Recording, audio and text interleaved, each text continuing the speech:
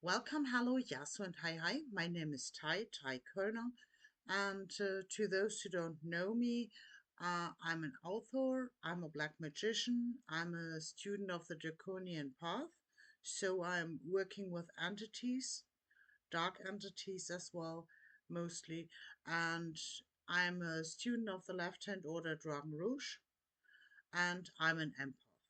So about the order, if you got any questions, you find a link down below because I'm a student, not a representative of the order. So if you want to know something, follow down below the link. Today I will get some more links in my notes because I told you last time about my observings at social media. And one of the reasons what I do on social media is I use it as a communication platform. And so today I saw a posting of my dear publisher, Edgar Cavell, who's one of the two owners of Serious Limited. This link, of course, I will put you down below as well. Um, but also it was a posting about how you percept entities, because if you see the grimoires, you always have a description of these entities, and this is not what I agree about. And about this posting, it really got into that rage. And moreover, I was blessed in finding a comment below this posting, and there was a guy who did write an entire article about this topic, about these entities and how you perceive them on astral level. And it is also based on workings like Franz Bardon, for example. So I will put this link down below because it is a huge article, but it is really worth a read. So this being said, this video contains some more links than usual, and I would really introduce you to visit both of these links. However, so why do I involve social media into this video? I tell you. I always am telling you that I am an empath, and I always thought it is my structure why I percept entities mostly by emotional level, not on a visual level like you're facing them from grimoires. So in many grimoires you get descriptions about entities which got an appearance in a human shape or in an animal shape or mixed of both. So we we are not only creating visuals, we are given visuals. But being honest, if you are traveling into realms that got zero contact to Earth realm, so why should they look like Earth inhabitants? Why should they look like an animal? Why should they look like human-like shape, like legs and arms and a head? It makes no sense, either our own imagination. So sometimes I think it's either we imagine a certain shape to an entity because this is the way how we can remember it. This is the way how we can grasp its existence.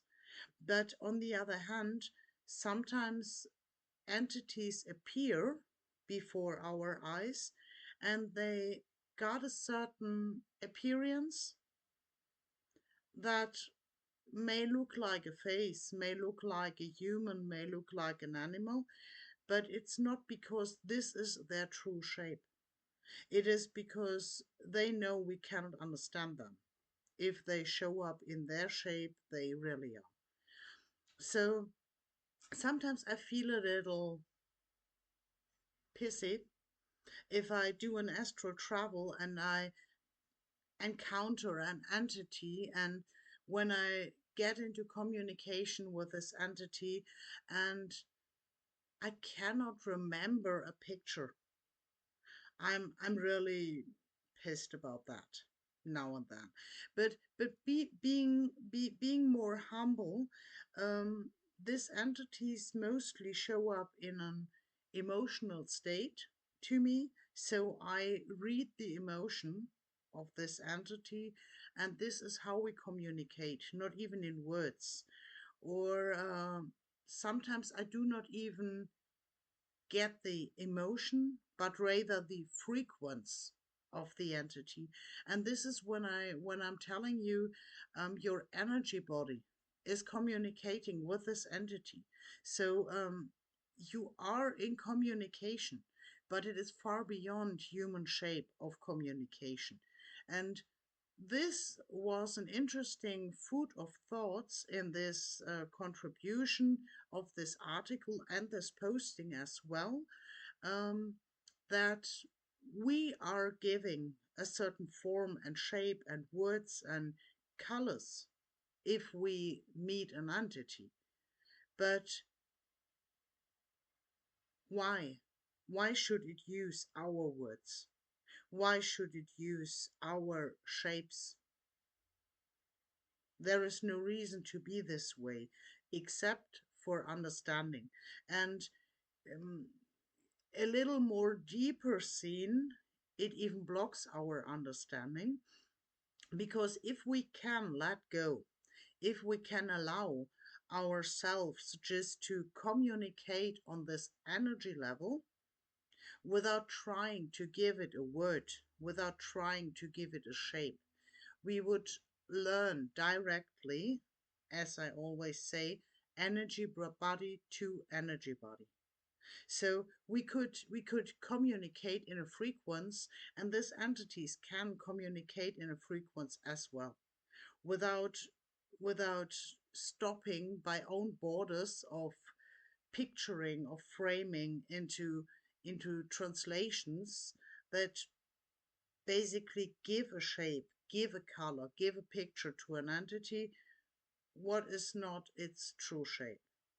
So you can unfold an entity what has a frequency which aligns to a cold frequency. You could align to an entity which has a pale dark skin, for example. Or if you got an entity what has a very high vibrant frequency, you could align it to a frequency that appears in your inner mind as fire, for example.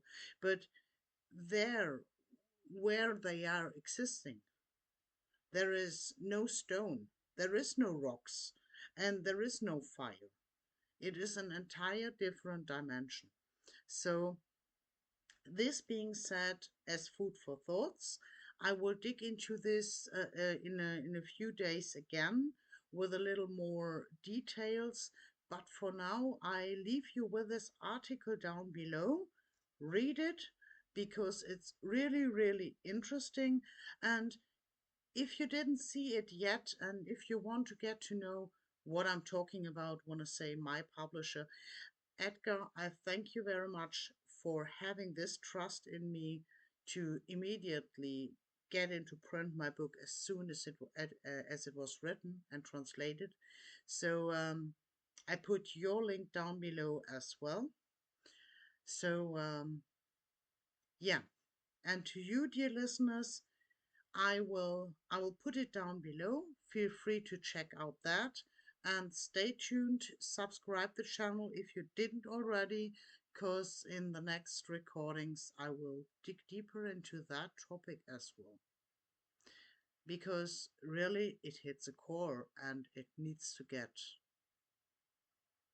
digged a little bit. So I wish you a wonderful day, and talking next time.